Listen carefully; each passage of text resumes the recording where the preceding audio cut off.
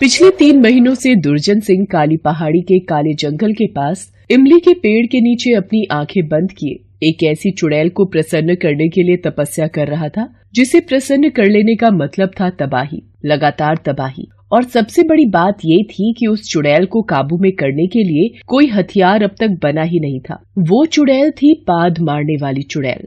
पाद मारने वाली चुड़ैल आजा, पाद मारने वाली चुड़ैल आजा, एक बार आजा आजा आजा, एक बार आजा आजा आजा। 3 महीनों से उसने अन्न का एक दाना भी नहीं खाया था। दुर्जन सिंह के गुरु ने उसे पाद मारने वाली चुड़ैल की आराधना करने के लिए कहा था, क्योंकि एक वही थी जो दुर्जन सिंह को सफलता दे सकती थी। एक दिन की बात है, दुर्जन सिंह आंखें बंद किए तपस्या में लीन था। तभी बहुत जोर के पाद की आवाज आई। आवाज इतनी जोर की थी कि दुर्जन सिंह के आसपास धूल का तूफान सा उड़ने लगा और एक भयानक बदबू वहाँ फैल गई। बदबू? अरे ये बदबू कहाँ से आने लगी है? कितनी भयानक बदबू है। कहीं मैं बेहोश न हो जाऊं। अगर मैं बेहोश हो गया तो फिर मेरी तपस्या अधूरी रह जाएगी। दुर्जन सिंह अपनी आंखें बंद किए ये सब सोच ही रहा था, तभी उसके कानों में एक आवाज आई। दुर्जन सिंह, अपनी आंखें खोल, मैं आ गई हूँ। आंखें खोल, मैं तेरी तपस्या से बहुत प्रसन्न हूँ। दुर्जन सिंह ने जैसे ही अपनी आंखें खोली तो उसने देखा कि एक पाद मारने वाली चुड़ैल उसके सामने खड़ी है। उसके हाथों में कई सारी मूलियां हैं। थोड़ी थोड़ी देर में वो उन मूलियों को खाती है और पाद मारती है। पाद की बदबू इतनी भयानक होती है कि दुर्जन सिंह का उल्टी करने का मन होने लगता है, लेकिन वो ये बात पाद मारने वाली चुड़ैल से नहीं बोल सकता। यूं आंखें फाड़ फाड़ कर क्या देख रहा है दुर्जन सिंह? बता, क्या चाहिए मुझसे, जल्दी बोल।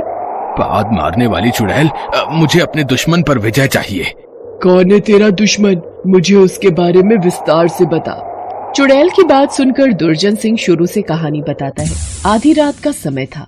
बाजीगरपुर की जनता नींद के आगोश में थी। राजा वीर सिंह के राजमहल के बाहर राज्य के कुछ सैनिक पहरा दे रहे थे। तभी अचानक जोरों की बिजली कड़की। क्या बात है शामेंद्र, आज बिन बादल बारिश होने वाली है क्या? लगता तो कुछ ऐसा ही है। वो अभी बातें कर ही रहे थे कि आकाश से आग के बड़े बड़े गोले नीचे जमीन पर गिरने लगे। शामेंद्र, ये आग के गोले आसमान से कहाँ से गिरने लगे? गिरीश, खतरे का घंटा बजाओ, लगता है शत्रु सेना ने फिर से हमला किया है। इधर आसमान से गिरने वाला वो गोला किसी सैनिक पर गिरता तो कभी किसी के घर पर। हर ओर चीख पुकार मच गई। भागो भागो, जल्दी भागो, नहीं तो सारे जल के मर जाएंगे। राजा वीर सिंह ही अब हमें इस नई मुसीबत से बचा सकते हैं।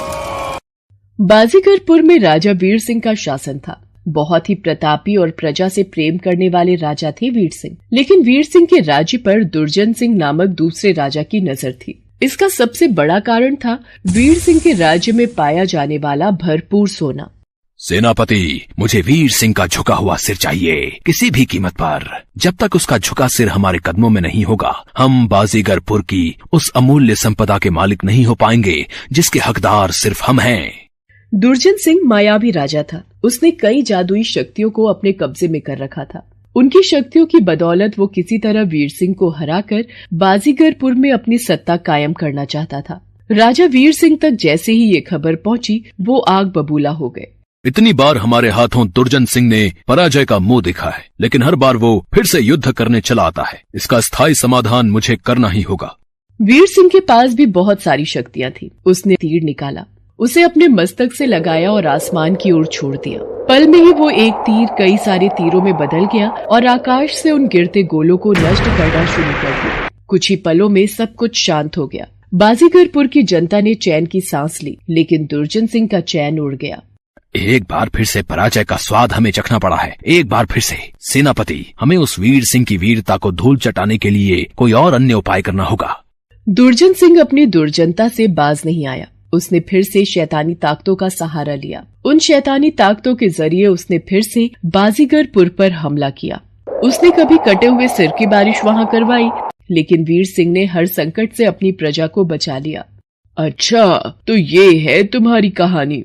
मेरे गुरुदेव ने बताया है कि वीर सिंह की एक बहुत बड़ी कमजोरी है, और वो कमजोरी है उसे पाद की बदबू से बहुत नफरत है। ज्यादा देर वो उसकी बदबू बर्दाश्त नहीं कर सकता। बदबू के कारण वो अपनी सारी शक्ति भूल सकता है, लेकिन मामूली पाद से हम उसका कुछ नहीं बिगाड़ सकते। इसलिए गुरुदेव ने आपको यानी पाद मारने वाली चुड़ैल को प्रसन्न करने को कहा। पाद मारने वाली चुड़ैल ने दुर्जन सिंह से वादा किया कि जल्द ही वो बाजीगरपुर का राजा होगा और वहाँ के सारे सोने का स्वामी वो होगा। उसके बाद पाद मारने वाली चुड़ैल ने एक छोटी सी चींटी का रूप बनाया और रात के समय वीर सिंह के महल में प्रवेश कर गई। चुड़ैल चींटी के आकार की थी, इसलिए उसने पहरेदारों की नजर बचाकर वीर सिंह के शयन कक्ष में प्रवेश कर लिया। वीर सिंह उस समय गहरी नींद में थे। वो उनके पलंग पर चढ़ गई, फिर धीरे धीरे अपने असली रूप में आ गई। राजा वीर सिंह, अब देख मेरी पाद का कमाल।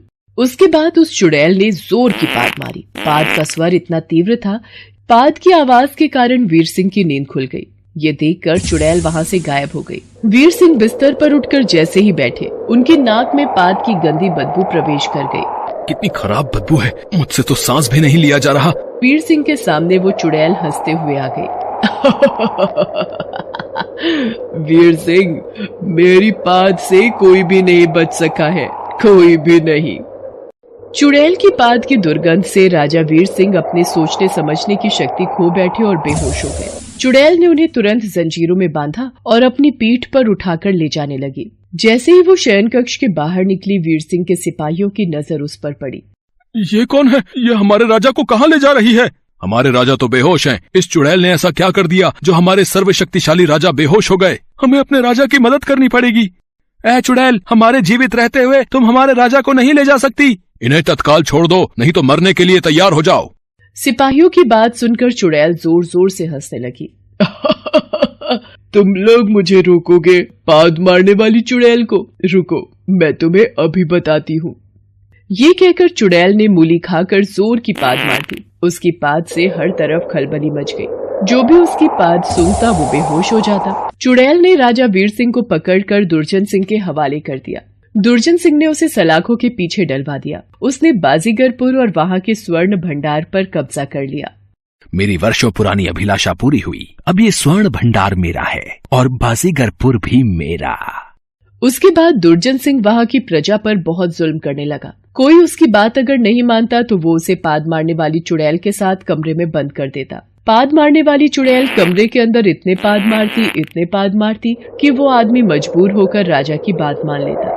सारी प्रजा त्राही त्राही कर रही थी। राजा वीर सिंह की पत्नी रानी चमेली, जो छिपकर जंगलों में रह रही थी, इन सब बातों से बहुत परेशान थी और वो किसी भी तरह से राजा वीर सिंह को आजाद करा के दुर्जन सिंह के अत्याचार से बाजीगरपुर की प्रजा को भी मुक्ति दिलाना चाहती थी। एक दिन की बात है, एक गुप्तचर बहुत ही अच्छी खबर लेकर उसके पास आया।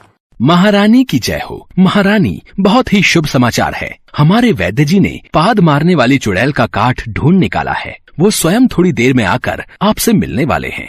थोड़ी देर बाद राजवैद्य हाथ में एक बड़ी सी शीशी लेकर महारानी के पास आए। राजवैद्य जी, ये बोतल में क्या है? गुप्तचर तो बता रहा था कि आपने पाद मारने वाली चुड़ैल का काठ खोज निकाला है। जी महारानी जी, ये बिल्कुल सत्य है। इस बोतल में इत्र है। इत्र?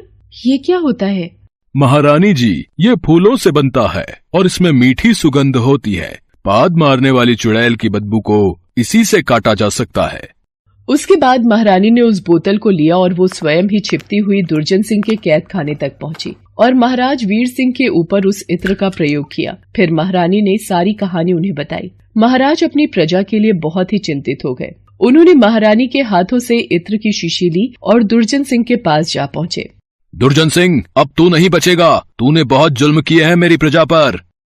लेकिन वीर सिंह के वाक्य को पूरा करने के पहले ही पाद मारने वाली चुड़ैल वहां गई और उसने मूली खाकर जोर से पाद मार दिया। लेकिन वीर सिंह तैयार थे। उन्होंने इत्र तुरंत वहां छिड़क दिया। पूरा माहौल खुशबूदार हो गया। उस खुशबूदार माहौल में पाद मारने वाली चुड़ैल का दम घुटने लगा।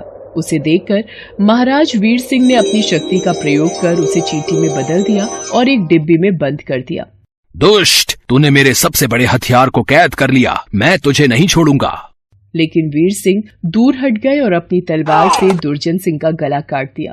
फिर उस डिब्बी को मिट्टी के नीचे दबा दिया। सारी प्रजा को दुर्जन सिंह समेत पाद मारने वाली चुड़ैल दोनों से मुक्ति मिल गई। हेलो दोस्तों, कैसे हैं आप सब? हमारी कहानियाँ देखने के लिए हमारे चैनल को सब्सक्राइब कीजिए और हाँ, बेल आइकॉन पर क्लिक करना मत भूलिएगा।